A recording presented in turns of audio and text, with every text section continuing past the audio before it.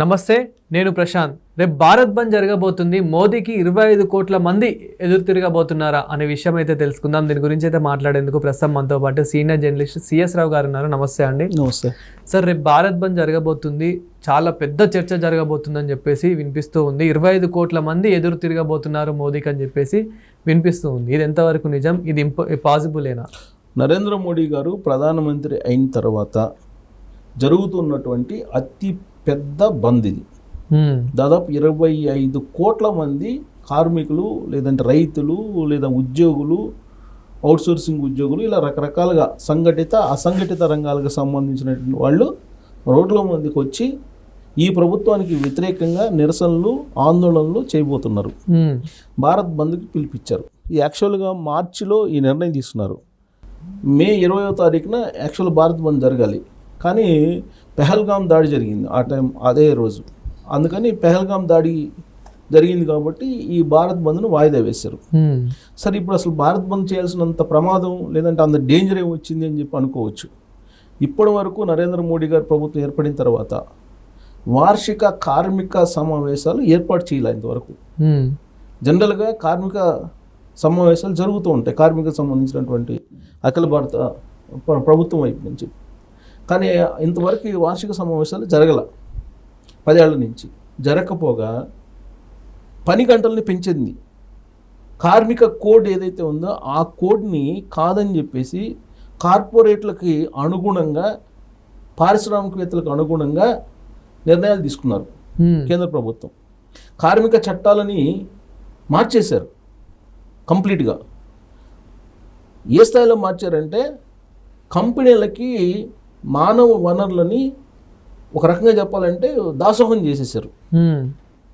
ఇప్పుడు కార్మికులకు ఉండేటువంటి హక్కులు కానీ, లేదంటే వాళ్ళకు ఉండేటువంటి కొన్ని ప్రయోజనాలు కానీ వాటి గురించి పట్టించుకోకుండా పూర్తి స్థాయిలో కార్పొరేట్లకి, పారిశ్రామికవేత్తలకి అనుకూలమైనటువంటి విధానాలు తీసుకున్నారు అనేది ఇప్పుడు నేషనల్ ట్రేడ్ యూనియన్కు సంబంధించినటువంటి వాళ్ళు చెప్తున్నటువంటి మాట. అందుకే వాళ్ళందరూ ఇప్పుడు రోడ్ల మీదకి వస్తున్నారు.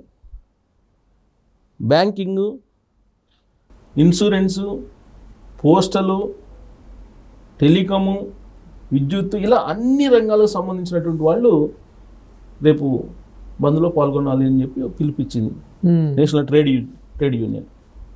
దీంట్లో సంఘటిత, సంఘటిత అంటే ప్రభుత్వ ఉద్యోగులు, అసంఘటిత అని అంటే అనేక మంది అవుట్సోర్సింగ్ కానీ, లేదంటే ఇతరత్ర కార్మికులు అందరూ చాలామంది ఉంటారు, ప్రైవేట్గా చేసేటువంటి వాళ్ళు, వీళ్ళందరూ కూడా. సో వాళ్ళందరూ కలిసి పార్టిసిపేట్ చేయాలి. గతంలో ఎప్పుడు లేని విధంగా 25 కోట్ల మంది దీంట్లో పాల్గొనాలి దేశవ్యాప్తంగా అనేటువంటి ఒక అంచనాకి వాళ్ళు వచ్చి ఆ మేరకు ఏర్పాట్లు చేస్తున్నారు. ఆ మేరకు సన్నాహక సమావేశాలు కూడా నిర్వహించారు. పెద్ద ఎత్తున రేపు భారత్ బంద్ జరగబోతుంది. ఒక రకంగా చెప్పాలంటే నరేంద్ర మోడీ గారికి వ్యతిరేకంగా భారత్లో ఉండేటువంటి ప్రజలు పెద్ద సంఖ్యలో రోడ్ల మీదకి రాబోతున్నారు. ఇది ఆయన ప్రధానమంత్రి అయిన తర్వాత జరుగుతున్నటువంటి అత్యంత పెద్ద బంద్ అనుకోవాలి, వ్యతిరేకత అనుకోవాలి ఆయన మీద. ఎందుకు వచ్చింది ఇలాంటి పరిస్థితి అని అంటే, కార్మికులకి ఇప్పుడు 10 గంటలు పెంచారు, 10 గంటలు చేశారు. మామూలుగా 8 గంటలు, 8 అవర్స్ ఉండేది. 8 అవర్స్ కాదు 10 అవర్స్ చేశారు. ఇప్పుడు పెరిగినటువంటి ట్రాఫిక్లో కానీ, పెరిగినటువంటి కాలుష్యంలో కానీ, పెరిగినటువంటి ఈ ఆధునిక సమాజంలో కానీ, ఆధునిక పోకడలో కానీ 10 గంటలు ఎవరైనా పెంచుతారా? లేదు. 10 గంటలు పెంచారు. 8 నుంచి 10 గంటలు చేశారు. 10 గంటలు పని చేయాలంటే మీరు ఇంట్లో నుంచి ట్రావెల్ టైం ఎంత, ట్రావెల్ టైంకి ఆఫీస్కి రావడానికి, ఆఫీస్లో పని చేయడానికి జీవితం మొత్తం జరిపింది. అవును. ఇంకా ఎక్కడ వీళ్ళు మానవుల్ని ఒత్తిడికి గురి చేయకుండా ఉంటారు? ఇప్పటికే ఒత్తిడికి గురి చనిపోతున్నటువంటి పరిస్థితి, ఆత్మహత్యలు చేసుకొని. అసలు వాళ్ళు ఎక్కువ గంటలు పని చేయాలా, నీకు క్రియేటివిటీ కావాలి. ఇప్పుడేమో ప్రపంచవ్యాప్తంగా స్మార్ట్ వర్క్ కావాలంటున్నారు. భారతదేశంలోనేమో 10 గంటలు పెంచారు. ఇప్పుడు ఇన్ఫోసిస్ నారాయణమూర్తి గారు లాంటి వాళ్ళు అయితే 12 గంటలు పని చేయమంటున్నారు. ఇన్ఫోసిస్ ఆయన. అసలు తమాషా ఏంటంటే సాఫ్ట్వేర్ వాళ్ళు అత్యంత దారుణమైన పరిస్థితిలో ఉన్నారు. ఇప్పుడు వాళ్ళకి కార్మిక హక్కులు, కార్మిక చట్టాలు ఇవేమీ వర్కౌట్ కావట్లా. వాళ్ళు పింక్ స్లిప్ ఇస్తే వెళ్ళిపోవటం.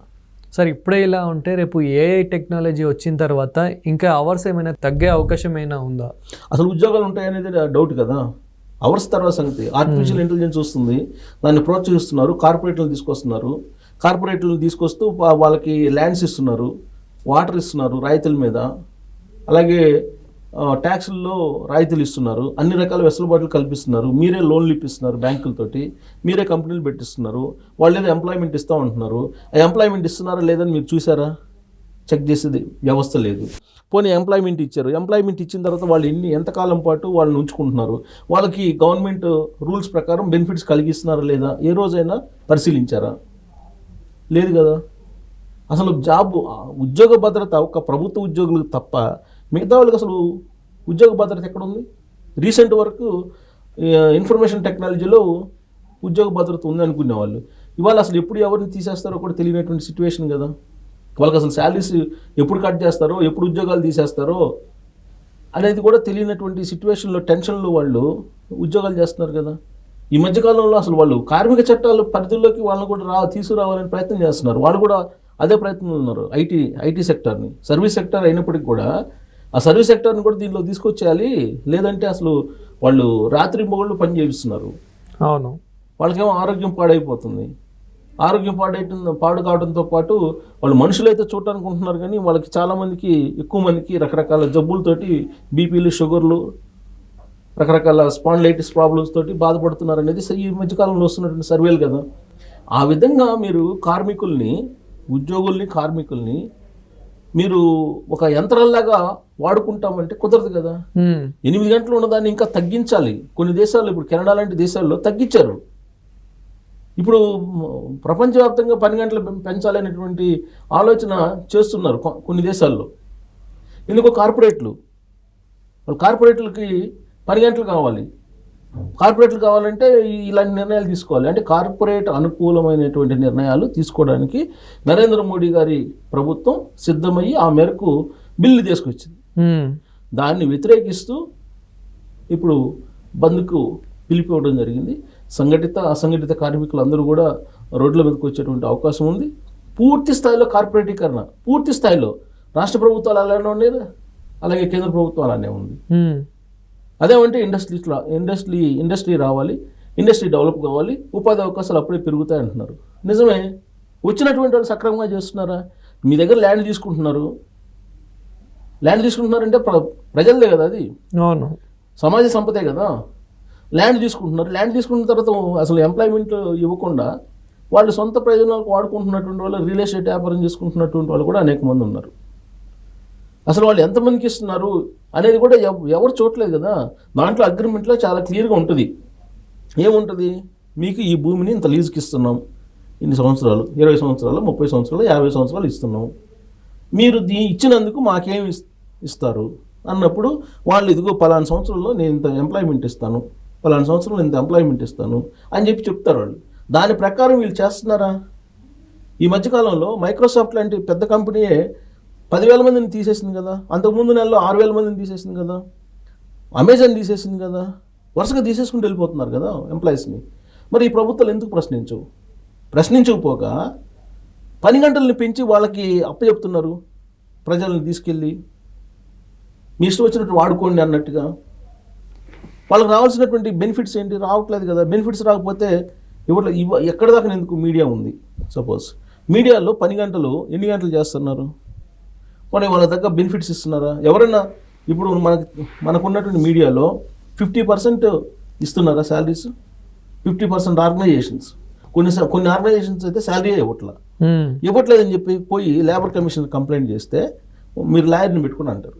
శాలరీ లేక వీడు తినడానికి తిండి లేక వాడు లేబర్ కమిషన్ దగ్గరికి పోయి కంప్లైంట్ చేస్తే అతనేం చెప్తాడు? మీరు లాయర్ని పెట్టుకోండి అని చెప్తాడు.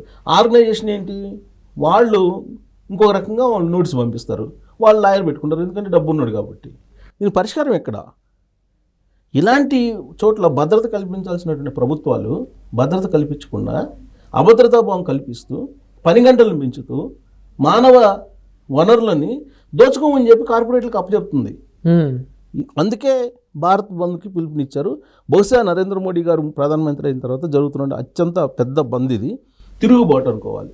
ఇది కనుక సక్సెస్ అయితే నరేంద్ర మోడీ గారికి కౌంట్ డౌన్ స్టార్ట్ అయిందేమో అనేటువంటి ఫీలింగ్ రావడానికి అవకాశం ఉంది. Thank you sir. Thank you.